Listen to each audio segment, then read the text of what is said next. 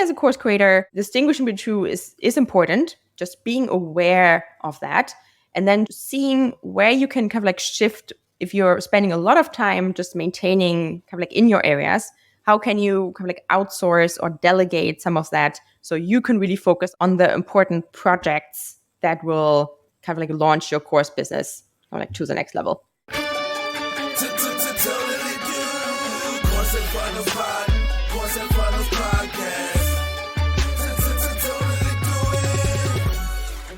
Hey, so I'm here with Julia, who is the head of marketing at Forte Labs, helping people build a second brain, which we'll get into in a second. And she is a master course creator, course operator, course seller. Yeah, we'll get into all of it in the interview, I'm sure. But Julia, welcome to the Courses and Funnels podcast. Thanks so much, Lucas. Great to be here. Awesome. Cool to have you. So maybe, I know a little bit of background here, but maybe give people like a rundown kind of, what you do, who you are, the kind of journey involving digital products and online courses and all that stuff. Yeah, absolutely. So I started in working in the online course world around 2020, just when COVID hit. I had quit my 9-to-5 job. I was looking for something that I can do remotely. And I started as a freelance copywriter. And I took a bunch of online courses to just kind of like get started in that new career and to learn. So that's how I discovered like the power of online learning really, and also the power of online community. And the course that impacted me the most was Building a Second Brain by Thiago Forte. So I always stayed in kind of in touch with the community. I returned as a mentor. And when they opened a position for looking for someone to help with marketing, I jumped on it and I got the job. And for now, over 2 years, about 2 years, I've been with Forte Labs. And now I take care of really everything marketing. I lead our YouTube team where we grow our channel, which currently just reached 200,000 subscribers. That was wow, a great, congratulations. Great milestone. Huge. Thank you. Nice. Yeah, very happy about that. Yeah. Cool. And our blog, so our kind of like content efforts, and then our product launches. I'm very much involved in those, and partnerships that we do as well. So yeah, everything. Wow. And we're a small team, so I wear a lot of hats. Wow, we're gonna have a huge interview. There's a lot of stuff there. So for people that don't know, people listening may not know who Forte Labs are. Give them a rundown of kind of who they are, what they do, what the products are that they build. Yeah, so we help people build a personal system for knowledgement for themselves. Basically, a system that can deal with the information overwhelm that we're all dealing with. We all have a ton of information coming at us every day, every second. So how do we make sense of it? How do we capture it in a way that we keep the most important things? Then how can we organize that information in a way so we can find what we need when we need it? Cool. And how can we then kind of like distill and find the best pieces of it and then express it in a way that's useful and brings our careers and work forward. So that's kind of like building a second brain in a nutshell. So it all started with a cohort-based course. We're actually just running the 19th cohort. It started this Monday. It's also going to be the very last cohort that we are running. Oh no! Okay. And it evolved also into a shorter self-paced course version of the same content that is always available. Then Thiago wrote a book called Building a Second Brain that came out last year in June and has become a Wall Street Journal bestseller. Cool. And most recently, we also launched a second book based on one of the methodologies that's mentioned in Building a Second Brain called the Power Method. So that came out in August.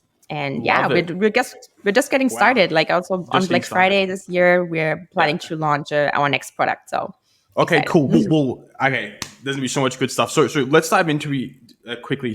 Take a step back. Outline the kind of current suite of info products that you have. So you have a book on the front end.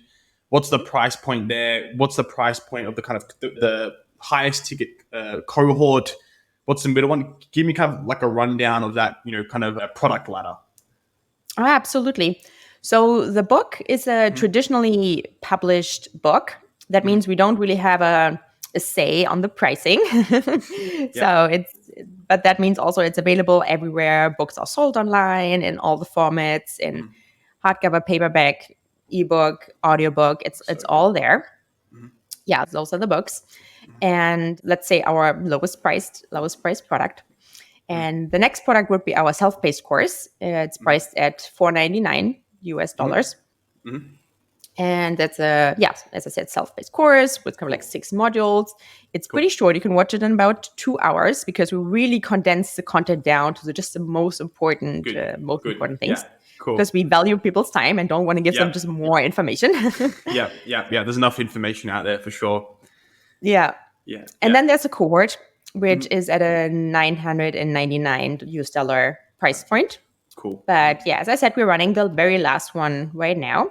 And we're actually planning to launch a different product in spring next year. That's going to be a different experience. Interesting. Sounds interesting. So okay. So there's the book, the $499, and then the $999. You mentioned you have kind of like 19 or is it 17 of these cohorts over the last kind of few years? Is that right? Yeah. Yeah. And how many, like for example, in this last one, how big are the cohorts? How many people are in this current one? Yeah, in the current one, we have about 250 new students have joined us. A lot of alumni are coming back to take this last cohort as well. Wow. Okay, so 200 students at a $999 price point. That's pretty crazy for a cohort. That's like $200K for a single cohort. That's incredible. So I want to dive into to the specifics of how we're doing this. So obviously the podcast is called Courses and Funnels. People wanting to launch online courses, they have existing ones that they want to sell. Tell me a little bit about the different channels and the different marketing approaches to each of these different products. What does the kind of add to product customer journey look like, high level? Yeah. So first of all, we've always just basically relied on organic marketing. We've never done any paid ads up until now, which might be surprising for many, but it's been all organic, and it's largely due to Thiago's blog, which he started over 10 years ago, which has a ton of valuable content on there. And then we really grew that organically by publishing every week. And that eventually kind of like took off and helped grow his audience. So the blog kind of like is all where it started. We get a lot of organic traffic to it through like SEO. And on the blog we have, and on our website, we have several lead magnets, like little like freebies, little downloads that we give people, and that are mostly kind of like the entry points into our funnel. The most successful one, or the one that's I think driving kind of like the most leads, is our Second Brain Quick Start Guide. It's a 6-day free email course that introduces people to kind of like the very basics of the building a second brain methodology. So good. It's such a smart idea, the second brain, like the hook, the positioning of it, like it's absolutely genius. So yeah, they're so surprised you guys are killing it. Yeah. Yeah. And so as a kind of like a natural follow-up to that email sequence, so if someone kind of like gets kind of like the gist of what building a second brain is and how it can help them in their life, then kind of like the very next step is that we're introducing them to the self-paced course and saying like, hey, if you want to kind of like take the next step, then you can take the self-paced course. And as a downsell, that's always like, hey, this is also available as a book. Love it. Cool. So it's really a lot of kind of organic traffic from the blog, like you said, and now you say, social media as well. I want to stay on marketing for a little bit. You've kind of done all these channels. I know you've worked on courses kind of as a consultant copy outside of Forte Labs as well. If someone was kind of starting out either in the process of creating their course, or maybe they have one and they want to generate sales from it, what would you say the best channel is for them to get started on to generate sales? I know it's hard and it depends, but yeah, if you had to pick one and you're starting from scratch, what would you pick? Yeah, great question. I would probably pick the channel that most aligns with kind of like the natural way of expression of the course creator. For example, some people are just naturally drawn to writing. They like to write, and it comes more easily to them. I know writing is always hard, but for some it's easier than others. So if you're expressing yourself, if you love expressing yourself through writing, then starting a blog might just be the right approach. And especially you can now also start blogs like directly on social platforms like LinkedIn, which support also kind of like more long form content now. And that's where you can get your content directly in front of the people who might be like really interested in the topics that you have to say. But if you're more someone who is more comfortable just talking and likes to be on video, or even on video, then you could start like a podcast or YouTube channel, or like I think the bar can be quite low now, because also starting a YouTube channel seems now it's quite a high bar to reach, right? Because the quality is so high on most YouTube channels right now. But like you could even start with YouTube Shorts or TikTok, basically, which are just 1-minute videos where you can share your expertise that way. So I think in every mode of expression, there's the barrier to entry has been lowered quite a bit. So you don't have to directly start a massive blog. You can start posting on social media. You could do like a step at a time. Yeah. And obviously with the barrier so low, people would ask, there's so many competition out there. There's so much competition out there. There's so many other channels, whether it's LinkedIn, YouTube, whatever it is. Based on the content that you've worked, if someone wants to sell an online course, how would you approach this kind of like organic content play? What kind of content would you be posting to kind of get leads in, get customers for any kind of digital product or offering? Yeah, I would basically post what's going to be in your course.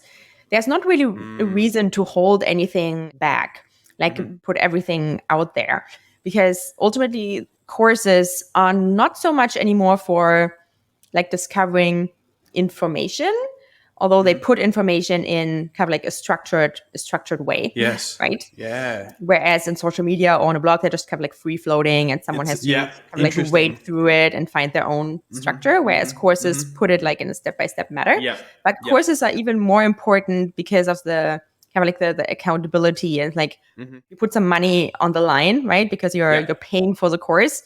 So you're telling yourself, okay, I paid money for this. Now I'm going to do this. I'm going to take this seriously, and I'm going to improve in that one thing. That's why people really take courses. So the content can be out there, right?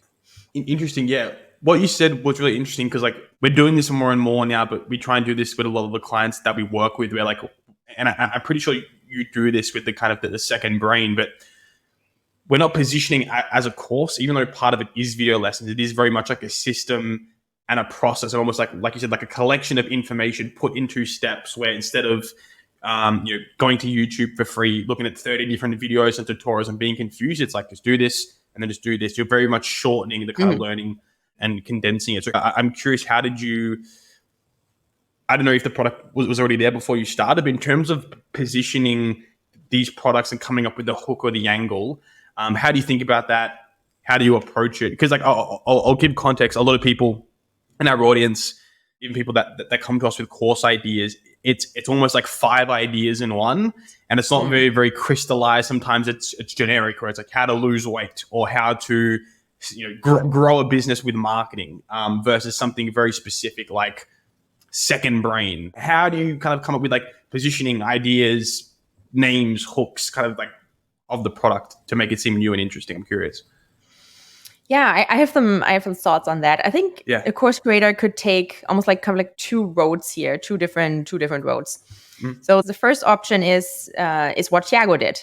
He basically kind of like invented its own thing, like a second brain. Second brain wasn't a thing until very recently.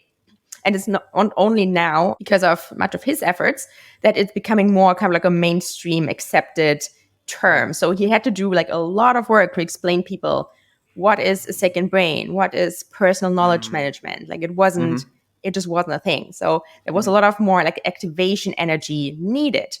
But now that he has done that upfront work, we have almost like a little bit of a kind of like monopoly, whereas like, we're known like for category. the second brain guy, right? Interesting. A category of its own. Yeah. Whereas then the other approach is that you could very much just take already something that's very well known. Let's say like writing online. There's courses like Ship 30 for 30 or Rite of Passage, and they help people write online. So everyone understands already kind of like what that means, right? So there's a much lower effort needed to kind of like get that off the ground, because there's lower education needed. People, okay, I want to write online. Yes, that's I know what that is. I'm already kind of like almost half convinced why I need that, why I want that. And then it's more about distinguishing the course as in like, we teach it this way, we teach it this way. This is our methodology. So those are kind of like the two ways I can see here. Yeah. So let's break that down a little bit. The first way is if you're kind of teaching something that's new, you can give it its own kind of category where it's like, okay, it's building a second brain, or, it could be some, we have a product right now where it's called like, the one breath meditation, where it's like, we're the only ones doing it and you can focus on that. And then the other side you spoke about was if something is a little bit more simple to understand, the market is a little bit more sophisticated, you can kind of simplify it a little bit. Just tell me, if you were launching a new product, how would you think about kind of the positioning and the angle of it with these two examples? Yeah, I think in either way, I would focus on still kind of like developing your own methodology and naming it. Because if you're like an expert and you've been doing that for a while, and now you want to you want to teach it to more people, you have your own way of how you do this, right? How you approach that topic. It might be like kind of like so ingrained in you that you don't necessarily even understand like how it works. But you have to kind of like break it down for people. Yeah. And you can like put a name to your own methodology, even if it's just like, it doesn't have to be something super groundbreaking, but name it. Yeah, totally. Especially naming it does kind of create that uniqueness where it's like, you're the only one. If you're doing this, created this new system, you can't get anywhere else, and you can kind of charge what you want. Okay, that's awesome. So I want to dive in a little bit into, you mentioned before this call around the kind of like the operations and the, I guess, like knowledge management side of course creation, which like I haven't heard anyone talk about before. I think more people need to, because the amount of course ideas people have, but no structure to building it. So tell me a little bit about what you've been thinking about, what you've been doing when it relates to that topic. Yeah, I think that's something that's really not discussed enough, because but project management is really something that's how you get things done ultimately, right? Yes. Like that's how you launch a course. That's how you run the course. I want to introduce or talk about a term here that I've learned from building a second brain, that all the work you do can be basically categorized into one of two things. It's either projects you work on or areas you work on. Your projects are the things that they have a deadline and they have a concrete outcome that you want to get. For example, you're launching this new course. At one point, you want to have this course launched and you want it to be out and available. That's your outcome. So those are your projects, are kind of like your short-term sprints. And then on the other side, you have your areas, which are the ongoing kind of like responsibilities you have to keep your business running and to promote your business.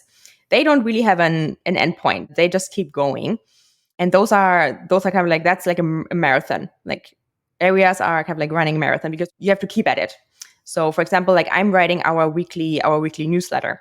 And that's something that's for the foreseeable future that's going to keep going. Every week I'm going to have to write that. I'm going to have to write that newsletter. It's an area for me. So I think for course creators, it's important to see what are your projects and what are your areas and how much time are you spending on each. For example, if all of your time is spent just on areas, you're just spending on just the ongoing feeding your social media channels, kind of like the ongoing newsletter you're writing, kind of like just the ongoing kind of like just maintenance of your business. That's the important stuff you have to do, but at the same time, those are not the things that eventually help you grow exponentially. Yeah. They might lead to some kind of like steady, slow growth, but to exponentially grow, you need concrete projects like launching a new course, launching a new lead magnet, doing a collaboration with another course creator, kind of like starting a podcast that eventually then becomes an area. So I think as a course creator, distinguishing between two is important. Just being aware of that, and then seeing where you can kind of like shift. If you're spending a lot of time just maintaining kind of like in your areas, how can you kind of like outsource or delegate some of that so you can really focus on the important projects that will kind of like launch your course business or like to the next level. That makes sense. So a lot of these people, and I see it as well, a lot of these like aspiring course creators are kind of doing the, almost like the busy work, where it's like, okay, maybe they upload a story and they go and reply to a DM, and then they kind of need to do some other stuff instead of, and they stay busy, and then 6 months later, they still haven't launched their courses. So you're saying like differentiate between what's like kind of ongoing, what's like a one-off thing where if I just do this, it's going to have a potentially huge upside, try and outsource or kind of, streamline this as much as possible. So you have time for the launches and the products and the kind of getting stuff done. Yeah, that's right. Nice. I got 2 questions because you said something really interesting there that I want to come back to. But the first thing is someone who has all this knowledge in their brain, right? Just like Forte Labs, how they're kind of having a second brain. What's the best way from like a process perspective you've seen course creators go through to be able to, create like a great course content as quickly and as smoothly as possible without taking 6 months?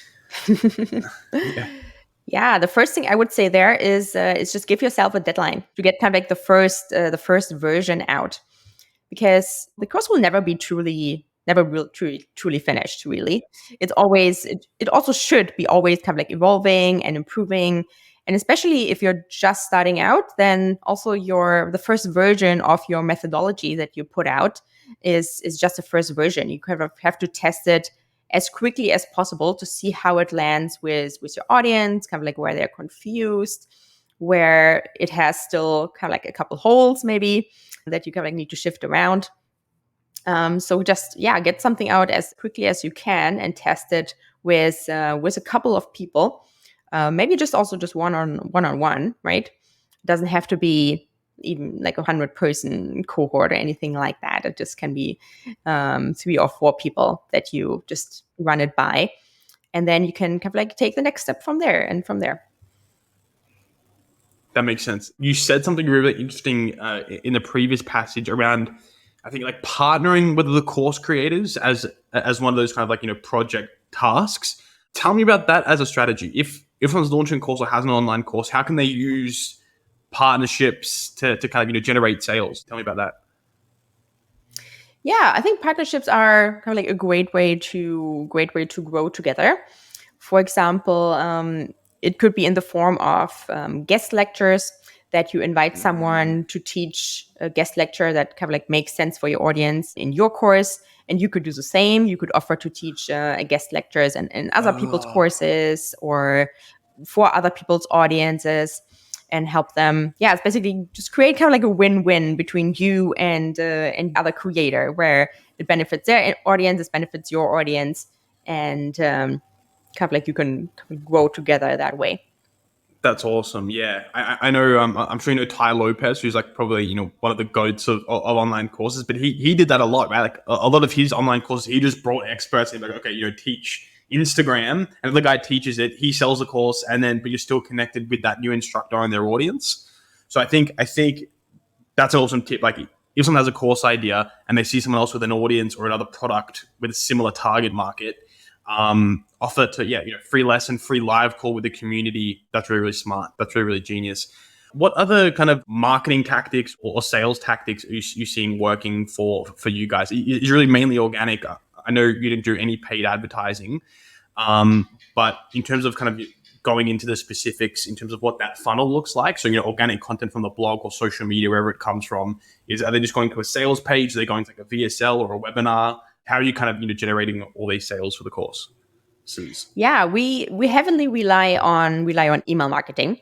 So our email list is really our most important assets, and we invest a lot of time and effort into growing it and nurturing it. The main thing that we do with our email list is send our weekly newsletter. It has gone out now for a couple of years. I don't even know how long. Nice. Nonstop. Yeah. I've been writing it since the beginning of last year. I've been writing the newsletter. And that's how we kind of like nurture our audience ongoingly. And then whenever we have a launch coming up, we send a dedicated launch email sequence that can be something around like 3 to 2 weeks long, with emails every other day that specifically focus on that new product that we're launching. And the way we structure those those launch email sequences are usually that we kind of like we start with talking about the opportunity, like what is kind of like what's happening in the world right now, like why is it important to pay attention to this, just highlighting kind of like connecting with where people are at the moment, showing them that we understand their struggles, their frustrations, and their problems, and then kind of like showing them like what the opportunity looks like, what is a different way of approaching that, and then kind of like slowly introducing them to the new product, to our methodology, and then towards the end of the sequence, it gets more of like answering their most frequently asked questions, kind of like also showing them. So if you don't do anything right now, like if you kind of like keeps stuck in this thing that you're in right now, like what consequences does that have? Like why does it pay off to do this right now, to invest in this right now? Yeah, I love it. And on that topic with the emails, what would you say the difference is, like pros and cons of doing the cohort-based courses versus the kind of like evergreen self-serve versions? You've launched both. You've had like crazy success with both, I guess. What are the differences between the two? What are the pros and cons? How do you think about which one to do? Yeah, so we've shifted. Tiago started with a very much a cohort-based model, which very much relied on those launches. It was 2 times a year. And this year we actually had 4 cohorts this year. So it meant kind of like 4 separate launches. But that also means there's a lot of pressure riding on those launches, right? Like if you're launching only 2 times a year, that means you have only two chances to make kind of like all the revenue that you need to sustain your business. So that's quite risky as well. So that's why we started to diversifying and introduce the self-paced course that is always open and that people can enroll at any time. And that kind of like flattens those big kind of like revenue curves, and we're making sales every day, which is great to see. That's great. And then big, huge spikes. I'd love to see your Stripe account during these launches, what the year looks like. It's probably, obviously whatever you're kind of willing and open to share. But how many kind of students have gone through the self-serve and the kind of like cohort, would you say, over the last few years since you've been there, would you say? Yeah, I think in total we've had over 6,000 students so far. Damn, that's so.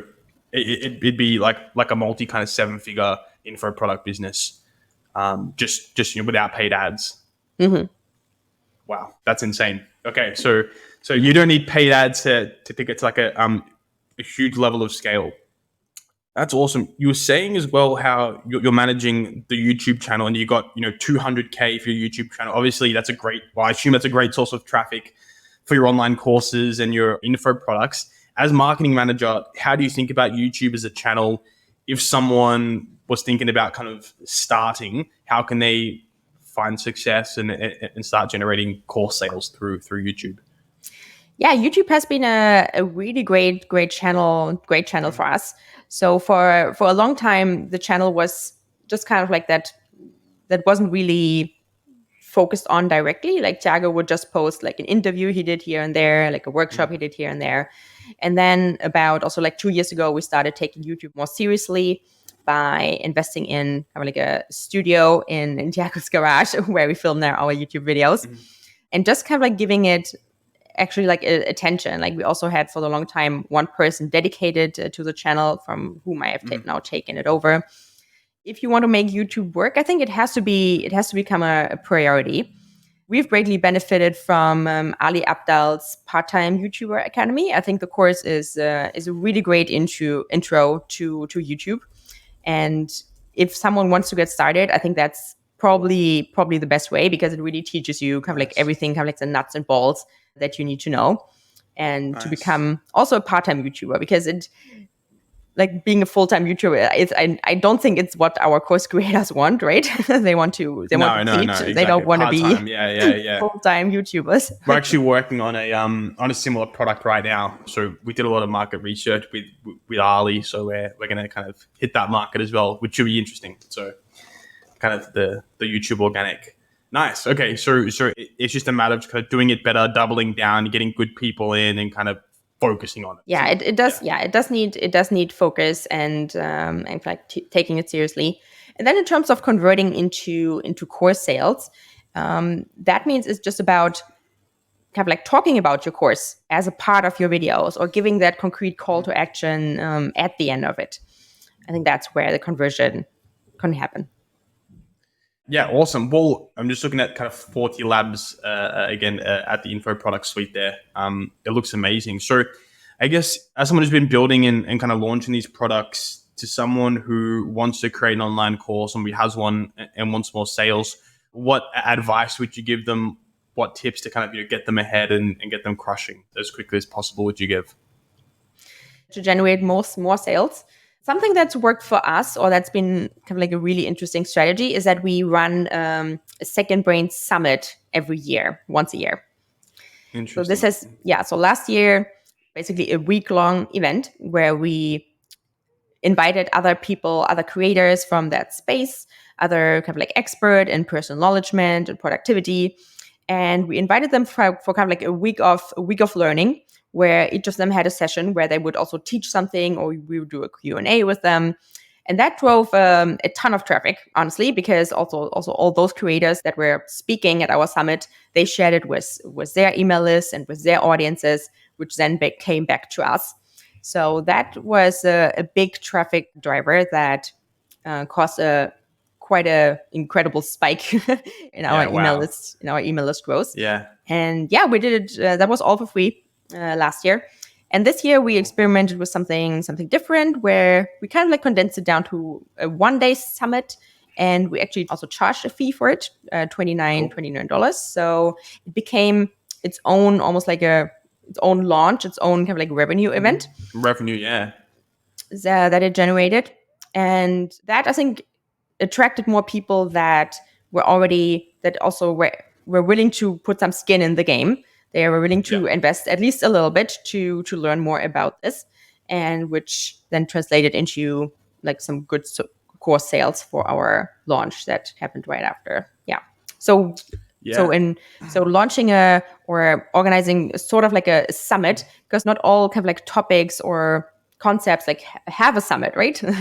So you could be the first one to do something like that and bring all the people in your space together.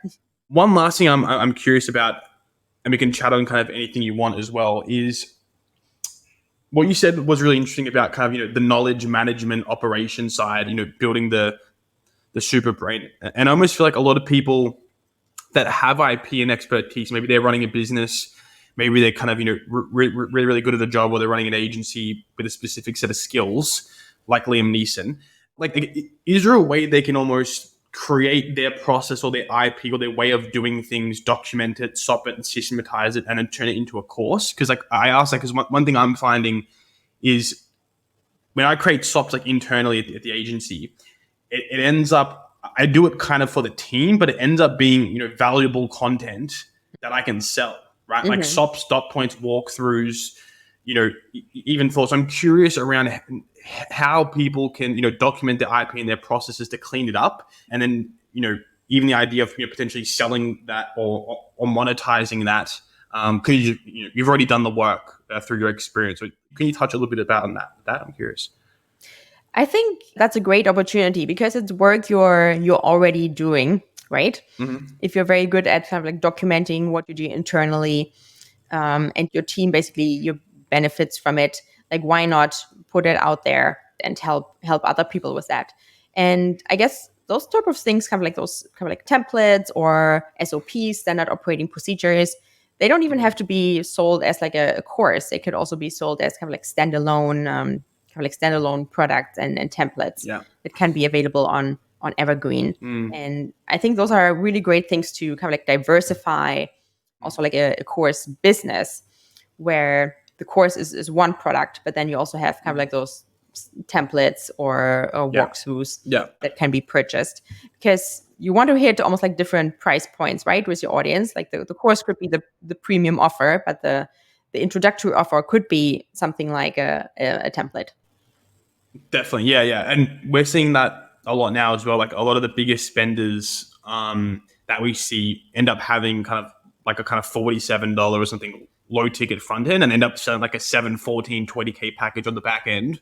And they get people at different kind of stages in the journey, and it's kind of moving them up, adding more value, getting them to level 2, and then delivering more value. So I think that kind of product suite and diversifying is really smart. This was great. I learned a ton. What you guys are doing at Forte Labs, multi seven figures without any ads is absolutely insane. Is there anything else, kind of like any ideas or thoughts that you want to share to aspiring course creators, or any kind of parting wisdom you want to give to us? Yeah, parting wisdom.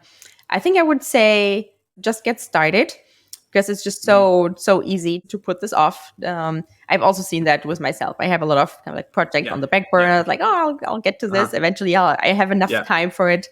But time is never really the thing. You'll never really have enough time for something, right?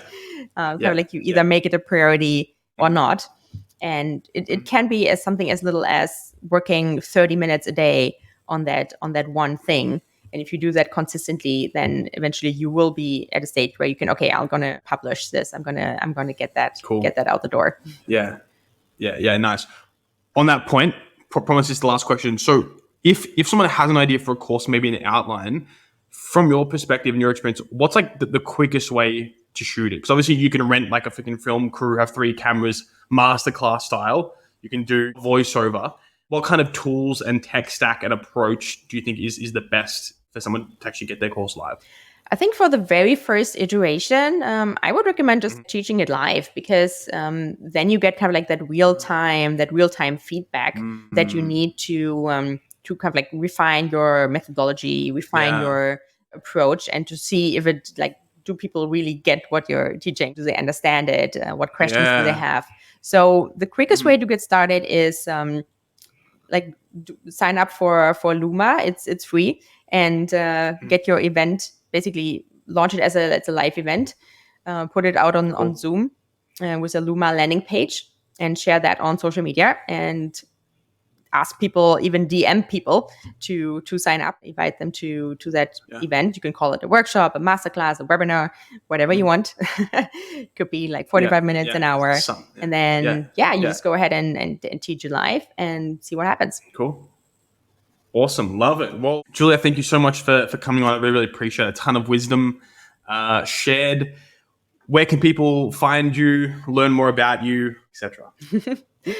So thanks, Lucas. I started a website called coursecreatorlab.co. So that's basically the blog where I write about what I'm learning at Forte Labs about marketing and running online courses. So all that content is there. And that's where you will also find a little button to sign up to my newsletter. Love it. Awesome. Well, everyone listening, go and sign up for Julia's newsletter. We'll see you at the Courses and Funnels Summit in sometime in 2024, where Julia can be the headliner and I can be the DJ. And we'll see you at the summit. And but all just aside, Julia, thank you so much for coming on. Ton of value. We really appreciate your time. And everyone listening, go and check out Julia's stuff and Forte Labs. Thanks for having me.